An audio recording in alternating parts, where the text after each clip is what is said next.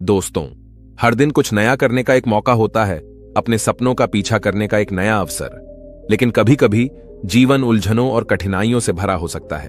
कभी कभी ऐसे पल होते हैं जब हम पीछे मुड़कर महसूस करते हैं जैसे कि हमने अपना कीमती समय बर्बाद किया हो या महत्वपूर्ण अवसरों का फायदा नहीं उठाया हो। यह ऐसा होता है जैसे कि हम अपने ही विचारों में खो गए हों, किसी भ्रम में, जैसे कि क्या हो सकता था अगर हमने ऐसा न किया होता। इन पलों में व्यक्ति खो जाता है और यह मानता है कि उसने अपना अवसर गंवा दिया है, और यह एक भारी बोझ बन सकता है। और कई बार हमें हारा हुआ महसूस होने के कारण ही हमें अलग अलग भावनाएं महसूस करनी पड़ती है। कभी निराशा, तो कभी दुख, कभी बीते हुए वक्त का पछतावा, तो कभी हमारे खुद के क्षमता पर संदेह, या फिर आने वाले कल की चिंता। ऐसे कई सारे भावनाएं हमें सताते रहते हैं। तो चलिए आज के इस बोध कहानी के माध्यम से ये जानते हैं कि छूटे हुए मौकों पर गौर करने के बारे में गौतम बुद्ध ने हमें क्या सिखाया है।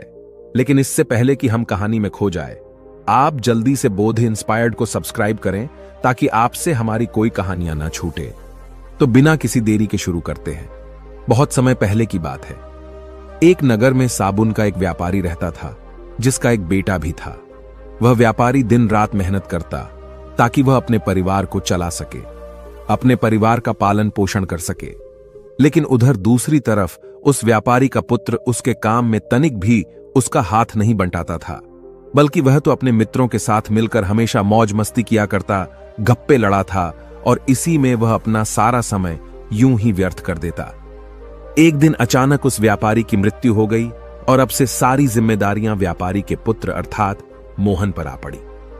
मोहन अभी नौजवान था और अब तक उसने अपनी जिम्मेदारियों को नहीं पहचाना था।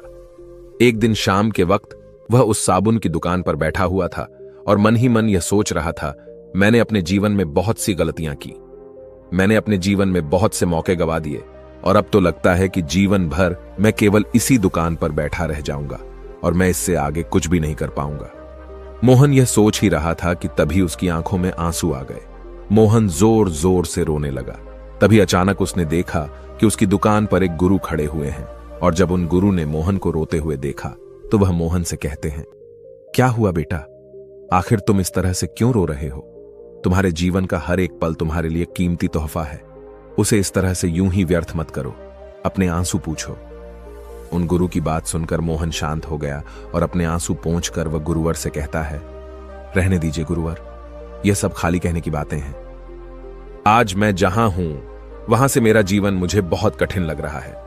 आज से ठीक 1 वर्ष पहले मेरे पिताजी गुजर गए, और उनके गुजरते ही इस दुकान पर लेनदारों की लाइन लग गई और उन्होंने इस दुकान का सारा सामान उठा लिया। इस दुकान पर कुछ भी नहीं बचा, जिससे मेरे पास और कोई रास्ता भी नहीं बचा था। इसलिए मैंने अपना घर गिरवी रख दिया और कुछ पैसे उधार लिए, और उससे मैंने एक बार फिर से यह व्यापार शुरू किया।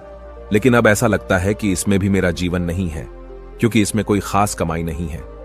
मैंने तो सोचा था बड़े होकर मैं बहुत अच्छा पैसा कमाऊंगा, मैं अपना नाम करूंगा, लेकिन मुझे नहीं पता था कि मेरे साथ ऐसा हो जाएगा। आगे मोहन उन गुरुवर से कहता है, सच बताऊं तो मैं बचपन से ही बहुत तेज था। हर बात में मैं हमेशा आगे रहता था, बातें करने में मैं चतुर था, क्लास में सबसे आगे रहता था। चाहे बातें किसी भी प्रकार की हों, चाहे वह राजनीति की हो या फिर खेल कूद की, मुझे बातों में कोई भी नहीं हरा पाता था।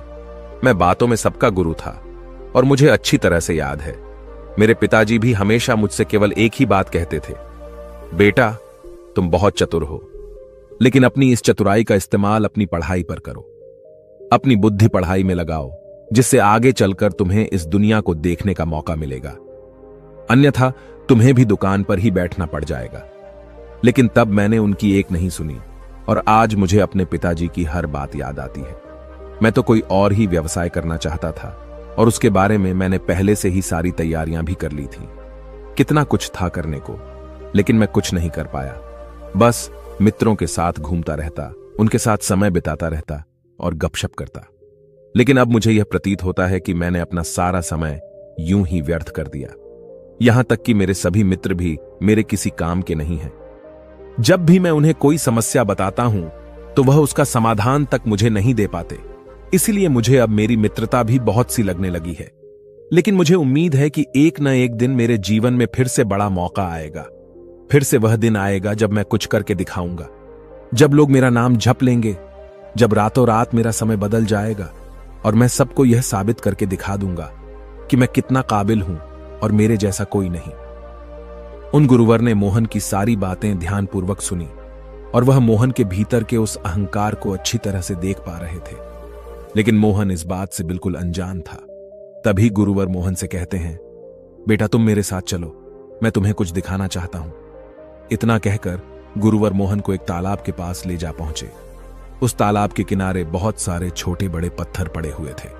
तभी उन पत्थरों की ओर इशारा करते हुए वह गुरुवर मोहन से कहते हैं, बेटा तुम अपने जीवन में एक बड़े मौके की तलाश थी ना, तो आज वो मौका आ गया है। इस पर मोहन उन गुरुवर से कहता है, कैसा मौका गुरुवर? तभी गुरुवर उन पत्थरों की ओर इशारा करते हुए मोहन से कहते हैं, बेटा तुम इस तालाब के किनारे यह पत्थर देख रहे हो। इन पत्थरों में एक बहुत ही अमूल्य पत्थर है जो किसी भी धातु को सोने में बदलने में सक्षम है, और यदि वह पारस पत्थर तुम्हें मिल गया तो तुम्हारी सारी समस्याएं हमेशा हमेशा के लिए खत्म हो जाएंगी और तुम जैसा चाहोगे वैसा अपना जीवन भी बिता पाओगे। यह सुनकर मोहन बहुत खुश हुआ और वह उन गुरुवर से कहता है, हे गुरुवर, किंतु मैं इतने सारे पत्थरों में से उस पत्थर को कैसे पहचानूंगा? तभी गुरुवर इस प्रश्न का जवाब देते हुए कहते हैं, मोहन, पारस पत्थर बाकी सभी पत्थरों से हल्का गर्म होगा, जिसे तुम छूकर आसानी से पहचान सकते हो। आगे गुरुवर मोहन को चेतावनी देते हुए कहते हैं, लेकिन मेरी एक बात और याद रखना, तुम्हारे पास केवल आज रात तक का ही वक्त है।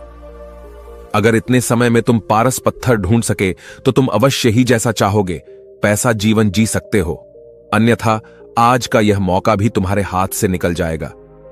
उन गुरुवर की आवाज सुनकर मोहन की आंखों में चमक आ गई, क्योंकि जिस मौके की तलाश उसे थी आज उसे वो मौका मिल चुका था। उसने तुरंत ही बिना देर किए उन सभी पत्थरों को जांचना शुरू किया। उसने पास ही में बैठकर एक पत्थर को अच्छी तरह से देखा परखा और ऐसे ही करके बाहर एक पत्थर को देखता और परखता। देखते देखते करीब 2 घंटे बीत गए, लेकिन अब तक उसे वह पत्थर नहीं मिला था, जिस कारण उसके मन में बेचैनी उत्पन्न होने लगी। ये सोचने लगा कि कुछ ही देर में रात्रि हो जाएगी और ऐसे में यदि मुझे वह पत्थर नहीं मिला तो मेरे हाथ से यह सुनहरा मौका निकल जाएगा। मुझे जल्दी करना होगा। और अब मोहन ने अपनी गति बढ़ा दी। वह तेजी से हर पत्थर को देखता, परखता और उसे महसूस करता, और जब उसे लगता कि वह पारस पत्थर नहीं है तो वह उसे उठाकर तालाब में फेंक देता। और लगातार ऐसा करते करते अचानक उसके हाथ में एक गर्म पत्थर आया, लेकिन जैसा कि अब उसी आदत हो चुकी थी कि वह फटाफट किसी भी पत्थर को देखता और तालाब में फेंक देता। अचानक उसने उस गर्म पत्थर को भी हाथ में लिया, महसूस किया और तुरंत उठाकर तालाब में फेंक दिया। और तभी उसे एहसास हुआ, अरे यह क्या कर दिया? इतना बेशकीमती पत्थर मेरे हाथों में आ चुका था और मैंने उसे उठाकर तालाब में फेंक दिया। वह तुरंत ही तालाब में कूद पड़ा और तालाब की गहराई में जाकर उसने वहां से वह सभी पत्थर निकालने की कोशिश की, लेकिन अब तक मोहन को वह पत्थर नहीं मिल पाया था, जो पत्थर हल्का गर्म था, और मिलता भी कैसे, क्योंकि वह पारस पत्थर भी पानी में जाकर बाकी पत्थरों की तरह ठंडा पड़ चुका था। वह गुरुवर दूर बैठे मोहन की हर एक हरकत पर नजर रखे हुए थे। तभी वह गुरुवर मोहन के पास आए और मोहन से कहने लगे, रुक जाओ बेटा, ये तुमने क्या कर दिया? वह पारस पत्थर तुम्हारे हाथों में था और तुमने उसे उठाकर तालाब में फेंक दिया। अब तो तुम्हारे हाथों से वह पत्थर भी गया और यह मौका भी। इस पर मोहन रोते हुए उन गुरुवर से कहता है, हे गुरुवर, कृपया करके मुझे एक और मौका दें। कृपया करके मुझे कोई ऐसा उपाय बताएं जिससे मैं उस पत्थर को पहचान सकूं। तभी गुरुवर स्वयं से कहते हैं, बेटा, यहां पर कोई पारस पत्थर नहीं है। वो पत्थर जो तुमने गर्म महसूस किया था वह तो मैंने ही इस आग में गर्म करके तुम्हारे पास रखा था। यह सुनकर मोहन क्रोधित हो गया और उन गुरुवर से कहता है, परंतु आपने मेरे साथ ऐसा क्यों किया? इसके जवाब में वह गुरुवर मोहन से कहते हैं, बेटा, जब मैं तुम्हारी दुकान पर आया था तो जिस प्रकार से तुमने अपनी सारी बातें मुझसे कही थी, उसी दौरान मैंने तुम्हारे भीतर एक अहंकार देखा था और उसी अहंकार को खत्म करने के लिए मैं तुम्हें यहां पर लाया था, क्योंकि मैं तुम्हें एक सीख देना चाहता था। इस पर मोहन उन गुरुवर से कहता है, सीख? कैसी सीख? इसके जवाब में वह गुरुवर मोहन से कहते हैं, बेटा, जैसे तुमने गर्म पत्थर अपनी लापरवाही के कारण तुरंत ही उठाकर पानी में फेंक दिया, ठीक ऐसे ही मौके गंवाने की लापरवाही भी तुम्हारी आदत बन चुकी है। जैसे कि आज तुमने केवल पारस पत्थर को खोजने की तलाश में और किसी पत्थर पर ध्यान नहीं दिया, जबकि इस तालाब के किनारे कई ऐसे बेशकीमती पत्थर हैं जिन्हें केवल बेचकर ही तुम्हारा पूरा जीवन आराम से कट सकता था, लेकिन तुमने उन पर भी ध्यान नहीं दिया। उन्हें उठाकर तुरंत ही तालाब में फेंक दिया। ठीक इसी प्रकार तुम केवल बड़े मौकों की तलाश में रहते हो, लेकिन तुम्हारे सामने जो छोटे छोटे मौके आते हैं तो उन पर ध्यान नहीं देते, और तुम यह भूल जाते हो कि यदि तुम्हें कोई बड़ा अवसर प्राप्त करना है तो तुम्हें पहले छोटे छोटे अवसरों पर ध्यान देना होगा। उन छोटे छोटे अवसरों पर काम करके ही तुम बड़े अवसर प्राप्त कर सकते हो। उन गुरुवर की बात सुनकर मोहन को अपनी गलती का एहसास हो गया। तभी आगे गुरुवर मोहन से कहते हैं, बेटा, तुम बचपन से ही केवल बड़े मौकों का इंतजार कर रहे हो, जिस कारण तुम्हें हर दिन की कीमत दिखाई ही नहीं दे रही, और इसी कारण तुम आज तक अपने जीवन में कुछ नहीं कर पाए। तुम अपने जीवन में जो भी करना चाहते थे वो सब तुमसे दूर होता चला गया, क्योंकि तुम तो केवल बड़े मौके की तलाश कर रहे थे। लेकिन तुम्हें ऐसा नहीं करना चाहिए। कभी भी किसी बड़े मौके का इंतजार मत करो, बल्कि तुम्हारे सामने जो कर्म है उसे ही सब कुछ मानकर उसमें डूब जाओ, क्योंकि जब तुम इस कर्म में डूब जाओगे तभी जीवन में आने वाला सुनहरा मौका तुम्हें दिखाई देगा। तभी मोहन उन गुरुवर से कहता है, किंतु हे गुरुवर, मैं तो बचपन से ही बहुत तेज हूं। मेरा दिमाग और उससे तेज चलता है। मैं बातें करने में भी और उसे बहुत तेज हूं। लोग मुझे बुद्धिमान और चतुर कहते हैं, फिर आखिर मुझसे गलती कैसे हो गई? मुझे आखिर अपनी कमियां क्यों नहीं दिखाई दी? तभी गुरुवर मोहन से प्रश्न करते हुए कहते हैं, बेटा, क्या तुमने बचपन से होशियार और चतुर बनने के लिए कभी कोई प्रयास किया है या कोई अभ्यास किया है, या ऐसा कोई भी काम जिसे तुम्हारी चतुराई या फिर होशियारी बढ़ सके? मोहन से पहली बार उन गुरुवर ने प्रश्न किया था और मोहन चुपचाप उनके प्रश्नों का जवाब ढूंढ रहा था। कुछ देर शांत रहने के बाद वह गुरुवर से कहता है, हे गुरुवर, मैंने तो कभी भी ऐसा कोई प्रयास नहीं किया। तभी गुरुवर मोहन से कहते हैं, बिल्कुल सही, मेरी इस बात को अच्छी तरह से समझने का प्रयास करो। जब भी कोई इंसानी शरीर धारण करके इस दुनिया में जन्म लेता है तो परमात्मा हर किसी को कुछ न कुछ काबिलियत अवश्य देते हैं, जिसका उपयोग करके वह अपने जीवन में अपना पेट पाल सके, अपने परिवार का पालन पोषण कर सकें और दूसरों के काम आ सकें। इसलिए जो उपहार तुम्हें मिला है उसके लिए तुम्हें कृतज्ञ होना चाहिए और अपनी बुद्धिमानी और चतुराई का अच्छी तरह से उपयोग करना चाहिए। लेकिन याद रहे कि अहंकार को अपने ऊपर हावी मत होने देना, और इसके लिए तुम्हें अपने भीतर विनम्रता उत्पन्न करनी होगी। और बुद्धिमानी तो वही है जो व्यक्ति लगातार यह स्वीकार करता है कि मुझे कुछ नहीं आता और मुझे तो अभी बहुत कुछ सीखना है। वास्तविकता में वही बुद्धिमान व्यक्ति है जो गुरु के सामने, अपने बड़ों के सामने, अपनी गलतियों के सामने अपने अहंकार को भूलकर उन गलतियों को स्वीकार करे और उनमें सुधार करे, जिससे वह अपने जीवन में आगे बढ़ता चला जाएगा और वह अपने जीवन में जो कुछ चाहता है उसे हासिल भी कर पाएगा। तभी मोहन कहता है, हे गुरुवर, आप सही कहते हैं, लेकिन अब मैं क्या करूं? मुझे कुछ समझ नहीं आ रहा। मैं तो अपने साबुन के व्यापार में पूरी तरह से फंस चुका हूं। अब मैं यहां से कैसे निकलूं? इसके जवाब में गुरुवर मोहन से कहते हैं, बेटा, तुम्हें कहीं भी जाने की आवश्यकता नहीं है। तुम जो काम कर रहे हो बस उसमें डूब जाओ, अर्थात तुम अभी अभी दुकान पर वापस जाओ और अपने काम को अच्छी तरह से संभालने का प्रयास करो। जब तुम इस काम में अच्छी तरह से डूब जाओगे तो तुम्हें बड़े बड़े मौके भी दिखने लगेंगे। इतना कहकर गुरुवर अपने मार्ग पर चल पड़े और मोहन वापस अपनी दुकान पर लौट आया। अगले दिन से मोहन ने एक नई शुरुआत की। अगले दिन सबसे पहले उसने उन चीजों की एक सूची तैयार की कि उसे अब क्या क्या करना है। तो उसे पता चला कि अब तक बहुत सारे काम रुके हुए हैं जिन्हें उन्हें सबसे पहले पूरा करना है। देखते ही देखते अगले 1 महीने की मोहन ने पूरी सूची तैयार कर ली और वह सारे काम निपटाने लगा। और अगले 3 दिनों में उसने नए नए ग्राहकों और नए नए व्यापारियों से बात की ताकि वह अपने इस व्यापार को और भी उन्नति तक ले जा सके। और फिर जो भी छोटे मोटे काम बचे हुए थे उसने उन कामों को पूरा करना शुरू किया और केवल कुछ ही दिनों के भीतर ही उसने वह सारे काम भी पूरे कर लिए। और अपने खाली समय में जब वह उन व्यापारियों से बात करता तब उसे इस बात का एहसास होता, साबुनों को बेचने से ज्यादा अधिक मुनाफा उन्हें बनाने में है। अब मोहन इसी पर काम करने लगा। मोहन इस बात को अच्छी तरह से जानता था कि साबुन को बनाना इतना आसान नहीं है, लेकिन फिर भी उसने हार नहीं मानी। उसने अपने आसपास देखा तो उसे तरह तरह के साबुन दिखे, और उसने सभी साबुन के तरल पदार्थों के बारे में और अधिक जानकारी हासिल करनी शुरू की। और फिर इन्हीं जानकारी की मदद से मोहन साबुन बनाना सीखने लगा। देखते ही देखते मोहन ने केवल कुछ ही महीनों में अपना एक कारखाना भी शुरू कर दिया और उस कारखाने में मोहन अपने तरह तरह के प्रयोग किया करता। वह साबुन के तरल पदार्थों के बारे में और अधिक जानने की कोशिश करता। लेकिन जब वो ऐसा कर रहा था तब उसके मित्र उसका मजाक उड़ा रहे थे। लेकिन मोहन को इस बात से तनिक भी फर्क नहीं पड़ रहा था।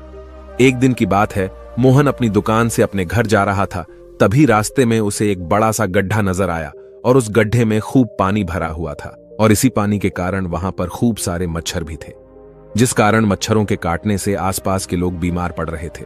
तभी मोहन को यह याद आया कि यदि पानी में वह थोड़ा सा साबुन डाल दे तो इससे पानी की सतह का तनाव कम हो जाएगा और मच्छरों के जो अंडे हैं वो पानी पर तय नहीं पाएंगे, जिससे मच्छरों की तादाद दिन ब दिन कम हो जाएगी। मोहन यह सोच रहा था कि तभी उसके दिमाग में एक और युक्ति आई।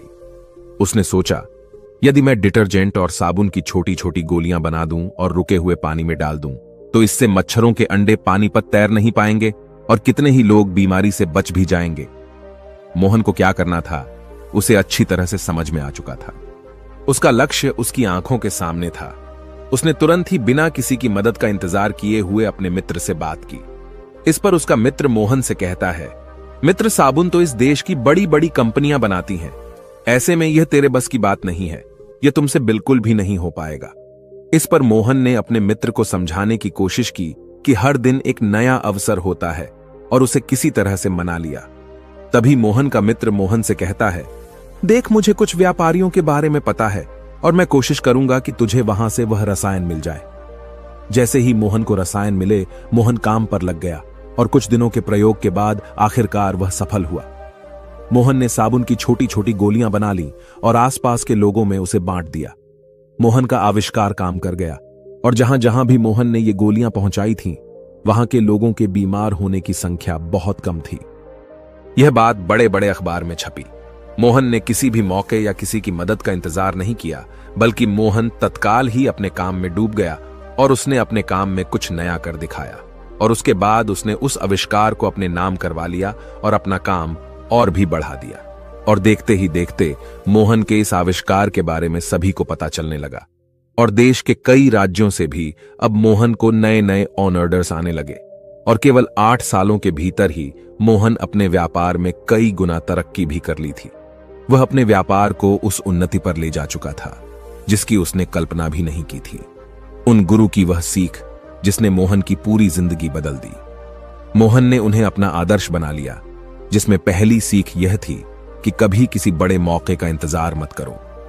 जो काम तुम्हारे सामने है उस काम को सब कुछ मानकर उसमें पूरी तरह से डूब जाओ।